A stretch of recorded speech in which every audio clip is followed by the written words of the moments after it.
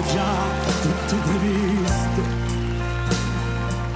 Anche l'uomo che sceglievi e il sorriso che gli fai mentre ti sta portando via.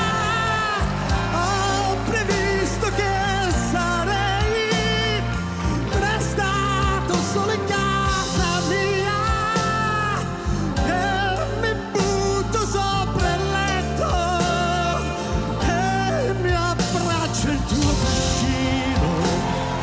Non ho saputo prevedere, solo che però adesso io